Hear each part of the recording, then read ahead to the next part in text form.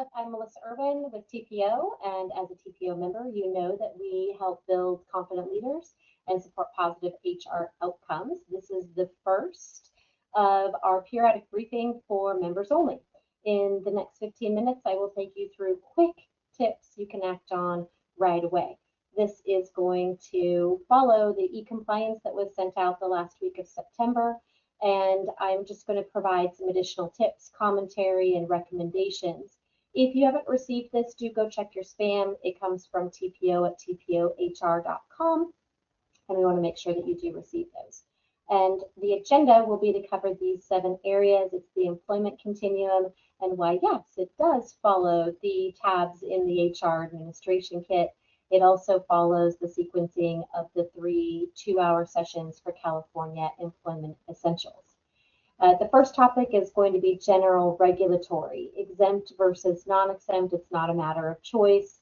And the salary threshold is one of the requirements, in addition to making sure the duties meet the exemption as well.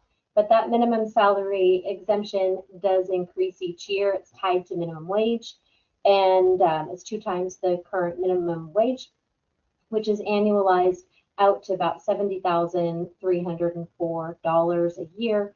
It is based on a weekly salary. Salary exempt employees paid a weekly salary of at least $1,352. So run that payroll report and make sure that if you have anyone who is under that threshold, you have a choice. You can either give them a pay increase, which I'm sure they won't mind, or second, you can consider changing them to hourly non-exempt, where they would receive overtime, breaks, meals, reporting time pay, etc. The so what, who cares about this topic is that if an employee is incorrectly classified as exempt and later found by the state to have been non-exempt, that is back overtime, break, meal penalty hours, reporting time pay, back to 4 years. So it's a pretty big so what, who cares. Number 2, pre-employment. So before you get your employees on, you want to make sure with your applicants, you are projecting what is important about the job, about the organization. And from the HR administration kit, there is a pre-employment inquiry guideline. It's been updated this year. It's a 3-page document. You can call or email your primary consultant. We'll make sure you have the most recent version of this. What I like about it is that it goes over all of the different California protected classifications, but then it also provides questions that could be considered discriminatory. So, things like, do you use cannabis, marijuana? How many kids do you have? What's your compensation for each of your past jobs? What gender pronouns do you use? Have you had a workers' comp injury in the past? Those are all examples of questions that could be problematic. It could make your applicants wonder, why are they asking me these questions?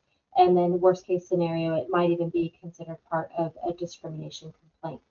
Number 3, upon hire. So you get that candidate on board. There are some new hire items that have changed in this last year. We want to make sure that through the e-compliances, you got those downloaded to your system and then printed for any paper versions you give to employees. The I-9 updated. And then the second item is the California Survivors or Victims of Violence. And so the prior version of this looked quite a bit different. It was not in color at the top, and it had the words domestic violence, sexual assault, stalking, which the 2025 kind of change up on that is the category in general is called Survivors of Violence, and this is for employees and their family members. So you'll want to make sure you replace that in your kit and your new hire items. It's also required to be provided annually to employees.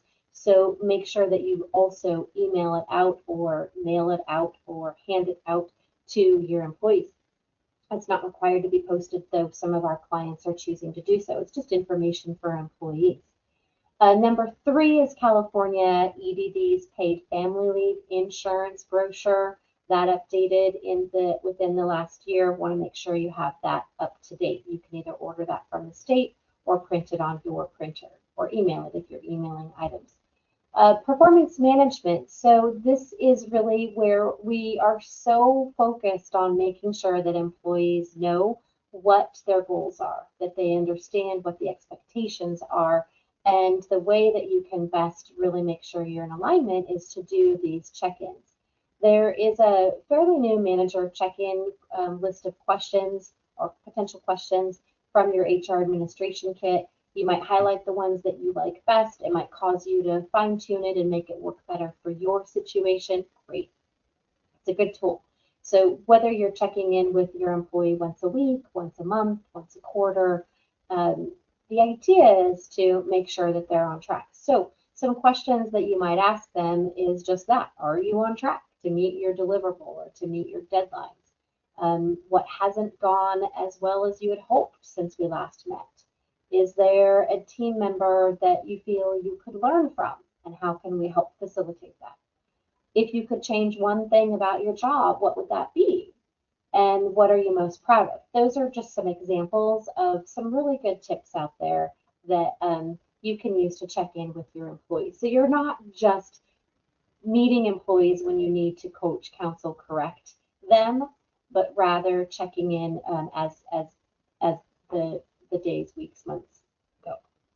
Number 5, corrective action. So how will your documentation hold up? Some of these claims can go back a year, 2, even 3. How will your documentation hold up? And so we want to make sure, in particular, this understanding that retaliation claims are on the uptick. And this is where an employee might claim that the behavior that they received in the workplace or even separation of employment was because of retaliation to the employee. And how will your documentation show the solid business reason for that decision? I like our form because it goes into what type of an action is this? And there's a place to check, is this coaching? Is it more serious and it's a warning? Is it more serious and it's the final or last chance?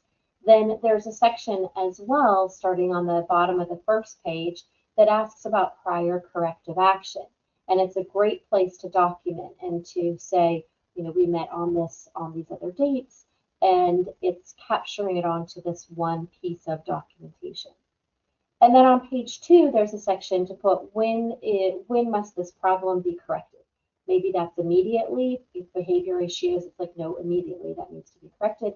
Maybe it's within X number of days, so it's something they need to learn a new skill on or to get some training on. Or maybe another option is it's a true probationary period for X duration, 2 weeks, 30 days, whatever it might be, so that the employee understands what are the requirements. Then on this form also, it has a section for prepared by, which might be the supervisor, the manager, and an approved by, actually 2 approved by lines. That might be the department manager, the HR representative, the executive director. It just depends. Each of you that's listening to this, your organization is quite different.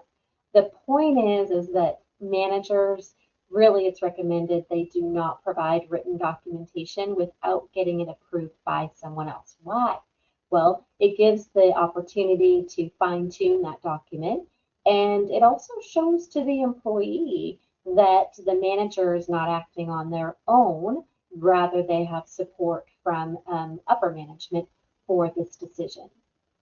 Number 6 is leave management. So leave management is going to be an area that can be really confusing because there's so many reasons to take leave. Something that we will say is what you do for one, you do for all. And related to that topic for today's purposes is this California Civil Rights Department certification of healthcare provider. And so when an employee is requesting a CFRA leave for their own medical condition, health condition, or a family member's health condition, then this form should be required for all employees. It provides the information to correctly designate the leave, and it just supports this transparent, consistent application of policies. Okay, so sometimes we have clients who say, this sounds horrible. An employee or their family member is going through some kind of a health concern, and we're going to make them take this form to their healthcare provider and have the healthcare provider completed. That feels, that just doesn't feel right. And our response to that would be, well, but it is something that is allowed to be done by the employer, and it's so that the employee can get the benefit of this leave of absence. And again, explaining to the employee, this is a leave of up to 12 weeks off, return rights are guaranteed, health insurance premiums are paid as was done prior to the leave for the duration of the leave. So of course, you're going to explain this in a way that has a whole lot of care and concern. But it is absolutely appropriate to have the certification required for every leave. What you do for one, you do for all. Number 7 in our last category is separation of employment. So this is the end of our employment continuum, and employment will separate. So do you know why employees are really leaving? Are they going to be honest with you? There are 2 items that are in the kit, and you can request any of these items. Call or email your primary HR consultant. We're happy to provide them at no charge, part of your benefit of being a member. And so the question here is, do you really know why employees are leaving? And there are 2 forms. One is a notice of resignation. So employees resign a whole lot of different ways. They might text you, they might call you, they might just disappear into the, just without any kind of notice at all. And that's fine.